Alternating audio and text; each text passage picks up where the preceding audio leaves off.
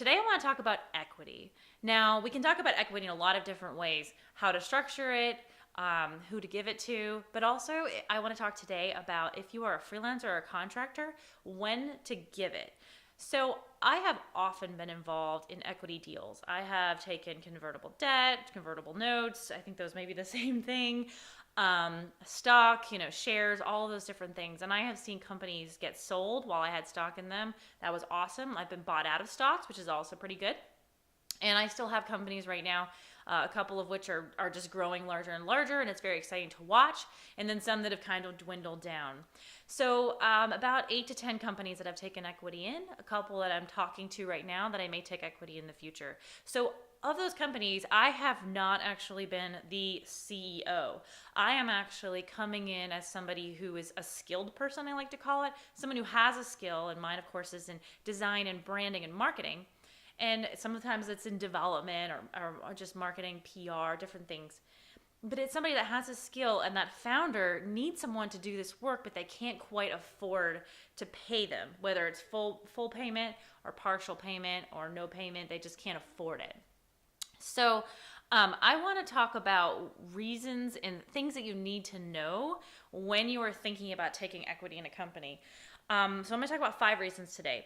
These are the things that I would say are very, very important guidelines when you are thinking about taking equity in a company in exchange for services. So number 1 thing that you need to think about is, do you believe in this company?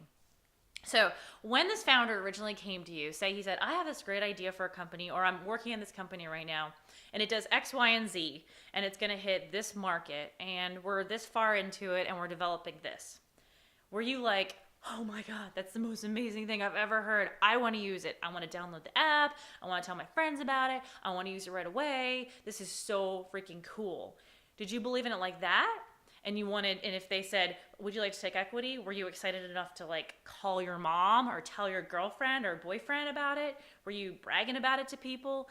Or were you like, I don't know, that sounds like it could work, but I'm not sure.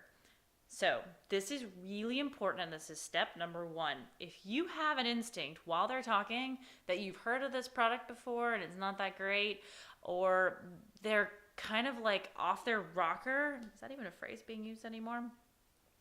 Or they're just psycho. I mean, this is not a good idea. This is not going to work.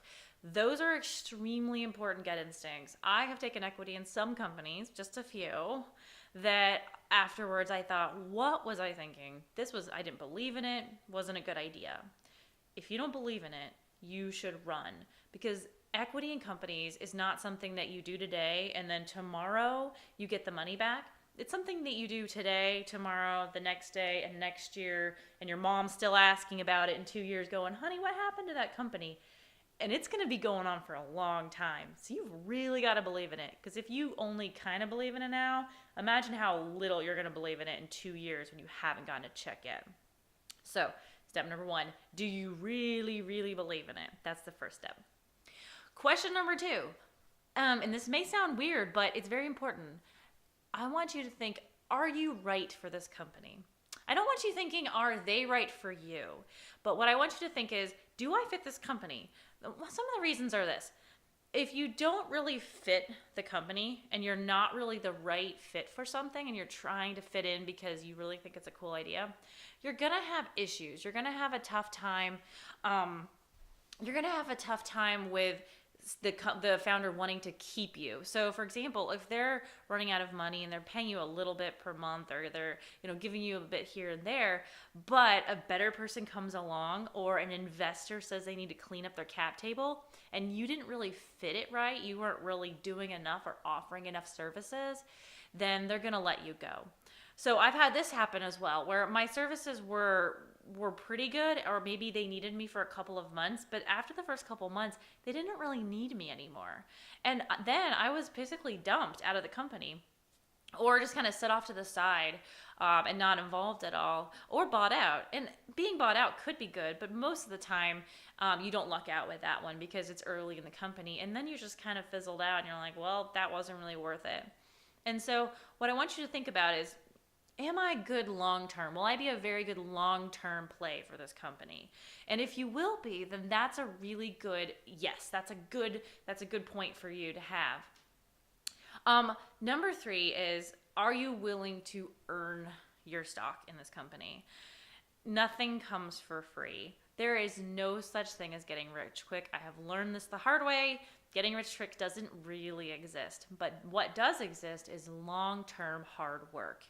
So, if you believe in the company and you fit them right, then if you are willing to work very hard, then this will pay off. So, when I was working with Next Table, which is a table management solution for restaurants, I got very, very little pay even at the beginning, and then I didn't get paid at all for years. But I worked very hard. I didn't work as hard as the CEO, but I spent a lot of my time, weekends, evenings, working on building their website, building new pitch decks, building new collateral, going to trade shows. I did all this work. I really believed in them, and I was the right fit. So I had to work very hard for several years without getting paid. And because I did that, and because I believed in the company, and because I was a good fit, at the end, we did sell the company. It was a good thing, and I was very much rewarded for my work. But I had to be willing to work for a long, long time. The fourth thing is something that I want you to think about, because, founders can be a little nutty. Do you get a sneaky suspicion that this founder is batshit crazy? Now, you may laugh, because I think all founders in some ways are crazy, including you or me. If I'm a founder of some companies, and I'm pretty crazy. And all founders believe in their company a little bit too much. They've drank their own Kool-Aid. But sometimes you will talk to a founder and they are completely out of their minds. I recently talked to a freelancer designer who just called me out of the blue saying, hey, I just want your advice on this company, whether I should take equity or not. And actually, it was one of the reasons that I did this video, because I've had that question a lot. And he told me about this company that's making this product. They're in another country. They're making this product. They've gotten really great investment in it. But it's basically dragging folders from one place to another on phones. And it's something that Dropbox already does. And so I said to him, I think they're crazy. I don't think this is a really good idea. And he had said I had that feeling as well. And those kinds of things make you think, okay, wait a second, hold the brakes. Are you sure that this isn't being done by Google already, or that Facebook's already doing this?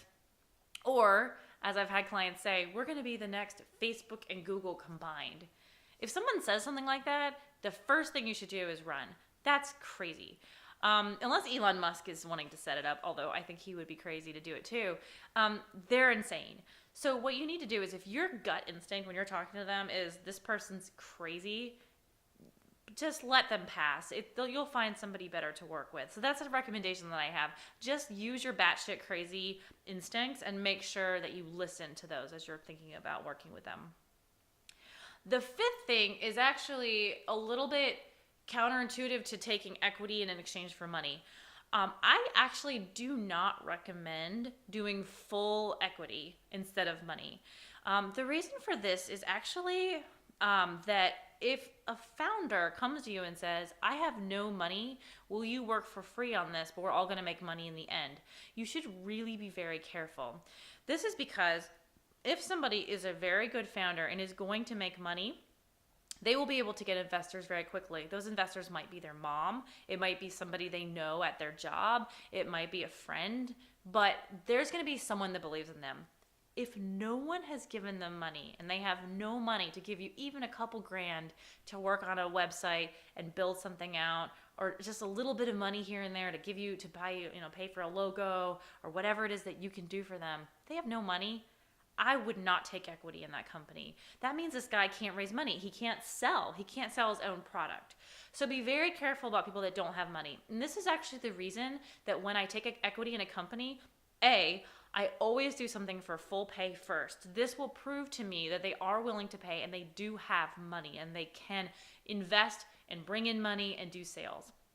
B, if I continue doing work for them, I will still charge them. And it's not, sometimes yes, it's to pay the bills, but also it's because if they can't afford to pay me, they're not going to be able to figure out how to raise $10 million later. If they can't raise $30,000 right now, just start this company, they're never going to be able to raise $1 million or $10 million.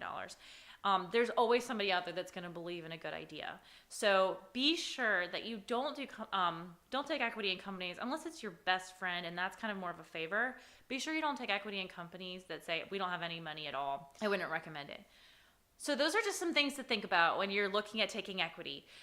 Be sure to look over, think about your gut instincts, see if they have any money, make sure they pay you a bit when you get started, because that's very important to prove that they're good at sales and people believe in their idea. And make sure that you're really willing to put in the hours. Taking equity is a big deal. But overall, if you find awesome companies with awesome ideas that you truly believe in, you're going to find something successful. I think it's a 1 in 10 chance, that's what I've heard, 1 in 20 or 1 in 10 chance that if you invest in something, you're going to get paid back for it, or you're going to get rewarded for it. And I think that's about right. I've taken equity in about 10 companies, and I've had some pretty good successes. Nothing multi-millionaire-ish, because I'm not the CEO of these companies. I'm just doing a small percentage, but it has worked out pretty well. So I would definitely recommend it if you can find those people that have that idea and are willing to pay a bit and are willing to give you some equity. But I would just use the cautions before you sign anything or get really involved. So I hope that helps. Best of luck to you, and keep watching my videos. Thanks.